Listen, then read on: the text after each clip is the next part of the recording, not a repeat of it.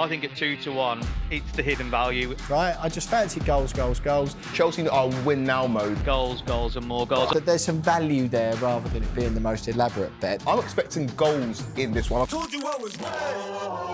Welcome to Sun Sports Weekend Wager in partnership with Betfair, where every Friday afternoon we use in-depth stats and razor-sharp analysis to unearth the best value bets from the upcoming sporting weekend.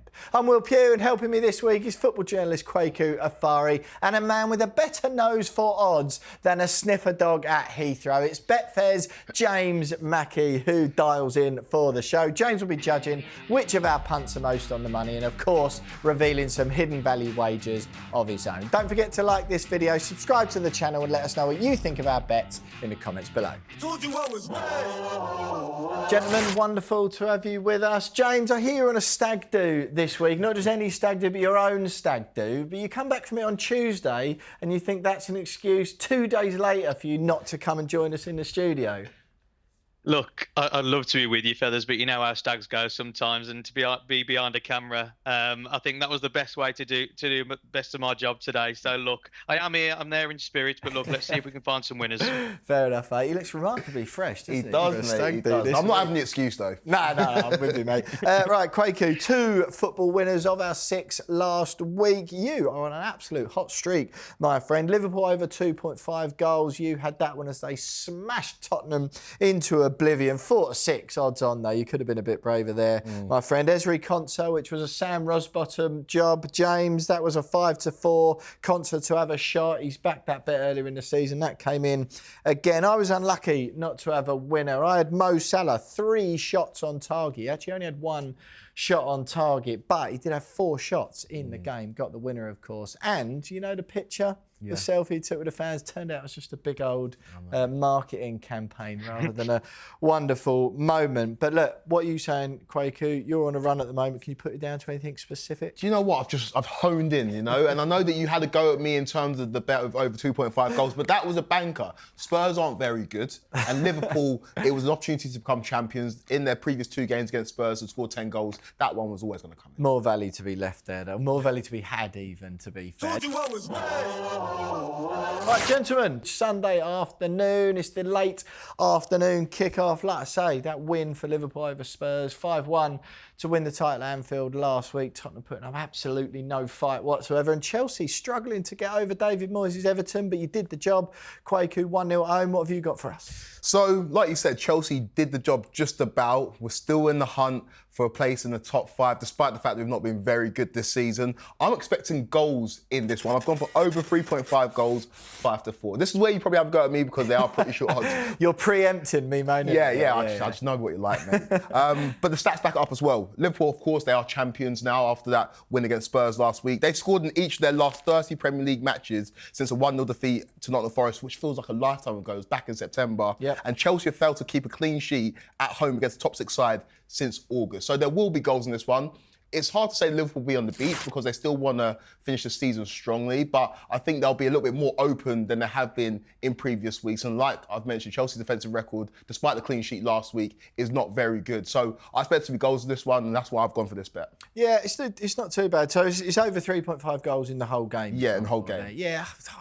It's hard to call, really, because Chelsea's so sort of hot and cold, aren't they, these days? And even the game against Everton last week, it was a bit of a slog, wasn't it? It was a slog. And this is a Chelsea side that have got difficult fixtures between now and the end of the season. This is one of the most difficult ones. Still got to play Newcastle away from home. Still got to go to Forest on the final day of the season. So Chelsea are in win now mode, and I can't predict a Chelsea win, but I will predict there's goals in this one. Yeah, well, unfortunately, I can predict the Chelsea win, and I'm just weighing up at the moment, James. We'll throw it to you in a minute to hear what you think of the bet. So I'm just wondering, Kwaku, whose hangover is going to be worse? The Liverpool team after winning the Premier League title, or James's as he's come off his stag? Oh, that's a good question. Probably James's. Exactly, yeah. Hard to call. But I'm sort of thinking the same sort of thing. I think the elation of last week, of course, they've done their job now for the season. Liverpool obviously disappointed not to be in any of the other cup competitions this late in the season. But I've just gone for a straight up Chelsea winner, even even money. I think I've gone for this, not the most imaginative of bets, but more just for the value. I think they're at home. Liverpool, if ever they're going to lose, I know they've been hard to beat this season, but I just fancy that there's some value there rather than it being the most elaborate bet. The stats again back it up, of course. Chelsea have picked up 17 points in their last 8 Premier League matches, won 5, drawn 2, lost 1, having collected only 9 points from their previous 10 before that, with just 2 wins, 3 draws and 5 defeats. Another little one I like here, James, as well. Only 2 Liverpool managers, that's Bill Shankly and Roy Evans, have won their first 2 league games against Chelsea as Liverpool manager. So Arne Slot would become only the 3rd ever to do that after they won 2-1 in October at Anfield against Chelsea. So you've heard the two. You've got me, Chelsea to win at even money, over 3.5 goals for Kwaku at 5-4. Whose do you like the most and what have you got for us? So I've got to have my analytical head on, but also, as you'll know, I'm a Liverpool fan as well. So on my stat do, I watched us win the league. And even though I do think that we are going to be on the beach from now until the end of the season, why wouldn't you? And people are going to play like Nunez, Chiesa towards the end of the season that maybe will not start. Usually, I still can't have Chelsea being good enough to beat Liverpool. I'm sorry, Will. I'm going to have to go with Quaker here and the over 3.5 goals. And it's purely because I can actually see goals in this game. I can see us being defensively reckless from a Liverpool perspective. Yeah. And Chelsea need to win the game. Chelsea definitely need to win the game. They're still in the hunt for that top 5 spot. And without Champions League football next season, they could be in big, big trouble, couldn't they? So, Quaker, you just get the nod. But just for my bit of value in the game here, Luis Diaz to score or assist at 2-1. I thought we were getting a seriously good big price here about a player who's been in the goals and in the assists. Yeah. Diaz, he's either scored or assisted in 6 of his last 7 Premier League appearances, while he has 3 goal involvements in 3 league games against Chelsea with 2 goals, 1 assist. Like I said, on Sunday, we're getting 2-1 about the Colombian to either score or assist in the game. I think if he starts, look, and I did mention we got Nunez, Chiesa, you got Elliott that could come in. I still think Diaz will. I think you want to start well and bring these players on throughout the game. I think at 2-1, it's the hidden value on the Sunday. Yeah, fair enough, mate. Fair enough. I must admit, I do think both of you there, especially you, Quaker, it's your team, for goodness sake. You're giving a bit of a hard time. You're in excellent form, aren't you? Excellent form. Just about beat Fulham, just about beat Everton. We're back to winning ways, but I'm not convinced by this Chelsea side. Yeah, fair enough, mate. Well, we'll soon see, won't we? Whose hangover's worse, Liverpool's or James's? Look, as always, if you're having a bet this weekend, please play responsibly and take time to think. Visit begambleaware.org. Told you I was right. OK, gentlemen, we move on to the other Sunday game. 2 o'clock, this one. Brighton and Hove Albion against Newcastle United. 9th plays 3rd. Brighton had that 3-2 win over my team, West Ham, last week, thanks to those 2 very late goals and utterly shambolic collapse from the Hammers, whose season has been over for months. But Brighton, 9th place, has sort of still got something to play for on the face of it, but not really like clunking through the gears. I say they did okay to get that win, but it was one of those like best of a bad bunch. Both teams weren't exactly great. Newcastle, of course, going great guns. Kwaku, what have you got for me? After Newcastle, of course, beat Ipswich at home 3-0 to relegate the Tractor Boys last week. Like you mentioned, it's this point in the season where teams haven't got too much to play for, and Brighton were in danger of that. That late win against West Ham has reinvigorated their season, and they're in with an outside chance of qualifying for Europe this season. But Hertzler deserves a lot of credit for his first season. The manager that's younger than me and doing these things in the Premier League, he deserves so much credit for that. You look younger than him, though, to be fair. Stop flirting, mate. Stop flirting. But I've gone for Brighton winning this one straight up. Brighton to win 8-5. If you look at Newcastle's record against Brighton away from home, it's not good. Newcastle winless in all 7 of their away Premier League games against Brighton, drawing 4, losing 3, which is the joint most they've visited an opponent in the Premier League without ever winning. Also 7 of those against Watford and Wimbledon back in the day. Yep. So this is a place that Newcastle struggle, and despite the fact that they are in great form, Brighton always prove to be difficult customers for Newcastle. Got another stat for you. Brighton have already beaten Newcastle twice in all competitions this season. 1-0 in the reverse fixture in the Premier League and then 2-1 in the FA Cup 5th round. So there's history for Brighton to win. And I feel like, despite the fact Newcastle are really good, they sometimes come across these fixtures where they struggle. I remember the game against Bournemouth at home where they got turned over. Obviously, in recent weeks, the game against Aston Villa as well. So this is one where I think that Newcastle do stumble. We've done a bit of a switcheroo here, Quaker. I'm just going over 4.5 goals in the game and again, 3-1, right? I just fancy goals. We saw it last week, Brighton 3, West Ham 2, 5 goals in that game. Both defences were pretty poor. And you could see why. The stats I've got for you, James, you're definitely going to pick me on this one. I can feel it. Brighton are one of only 2 sides in the Premier League this season who've both scored and conceded more than 55 goals. They've got 56 goals they've scored, 55 they've conceded. Only Tottenham can match that record. And since losing 1-0 to Everton in January, each of Brighton's last 11 matches has seen at least 3 goals scored, like in total across the game. 45 goals in those 11 games. That's 4.1 goals per game, not just for Brighton, for both teams. And under Eddie Howe, Newcastle have won 27 Premier League matches by a margin of 3 or more goals. I've got a bit of a goals feeling going on the last few weeks. I like them because they're 90-minute bets, but you've heard both of those. Over 4.5 goals for me at 3-1. Brighton to win at 8-5 for Kwaku. What do you like? What have you got? Yeah, Will, I've got to go with you here. Goals, and more goals. Gosh. I was with Kwaku first for the angle of over 3.5 in the Chelsea game, and you're going over 4.5. What do we want to see? Goals, and you've got stats to back it up. So I think you're right, though. I think you bang on about Brighton there. They like to score, but they like to concede even more. Yeah. And against a Newcastle side that are just scoring goals. And Baker, the only thing with the Brighton to win, yes, it's nice at 8-5, but Newcastle need to win. They need Champions League. They lose Isak, they lose Guimaraes, don't they? Realistically, if they don't get Champions League next season. So well done there. 3-1, lovely odds as well.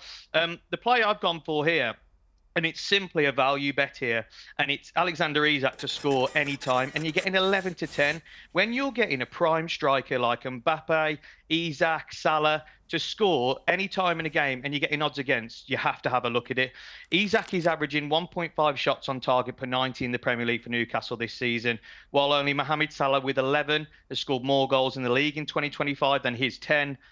He's just been superb all year round, scoring 22 Premier League goals this season, the most by a Newcastle player since Alan Shearer in the 03-04 season, who also got 22. And you can see he's beating him before the end of the season.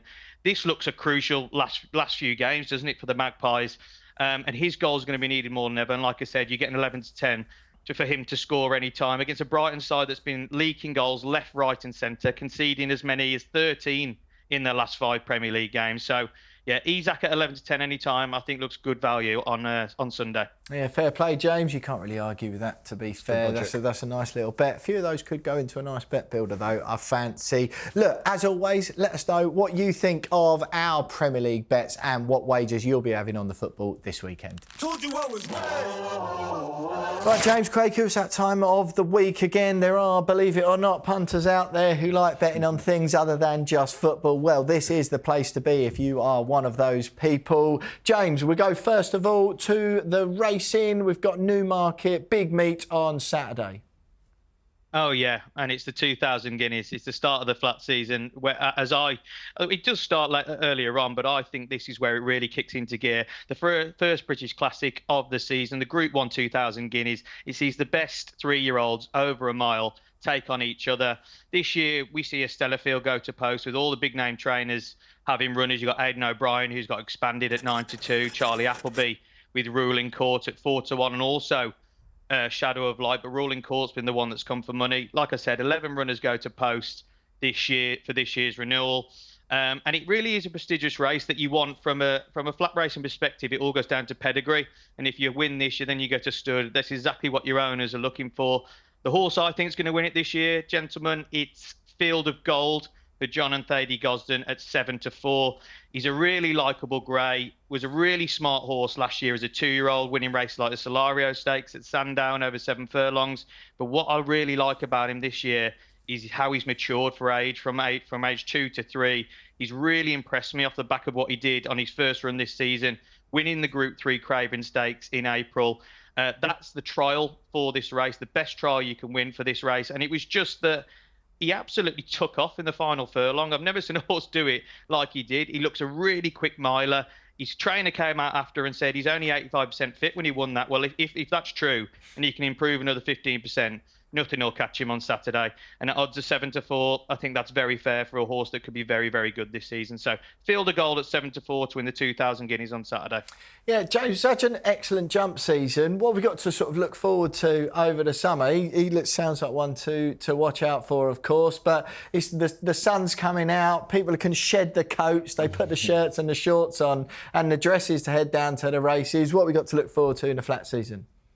Oh, yeah. Well, the thing is, the jumps is brilliant, but you get the horrible rain and the horrible ground. When you get the flat, you get all the sun. So you've got Chester May meeting coming up. You've got Dante meeting at York. You look over to Ireland. You've got the Irish 1,000, 2,000 guineas. And then Royal Ascot comes around in June. So even all the midweek stuff, you've got great weekend racing, Group 1 races. And if you're really into it, there's cracking racing in France as well. So the flat season is well and truly getting going this weekend. Yeah, well, I'm sure me and Craig wouldn't mind a trip to France. If you get onto the phone to the bigwigs at Betfair, James, you know where we are. Listen, we've got the IPL as well. Betfair doing a lot of good cricket stuff this season. It's Royal Challengers Bangalore against the Chennai Super Kings is the big one we're going to focus on this weekend. Talk to me. Yeah, with Betfair, we're really getting behind the cricket and especially the IPL leading in to the India v England Test Series. And it's a cracking game we've got on Saturday. We see top face bottom in the 2025 IPL. RCB, they're really having a fine season and led by their main man, Virat Kohli. They are the 8-15 favourites here to keep their good run of form going, having now won 3 on the bounce. And CSK, no one would have seen this coming. They sit rock bottom on just 4 points, having won just 2 games all season. And watching their last 3 games, which were all losses, by the way, they're in absolute dire straits. And they're 6-4 outsiders, but that looks far too short for me for a horse, for a cricket team that need to turn it all around. Sounds like they got a better chance of winning a horse race than a cricket match. Yeah, at the moment they do, yeah. But you look at the price at 8-15 for RCB, that also looks very, very short, even though they're in good form. So I think the bet to focus on here is looking at individual players and man.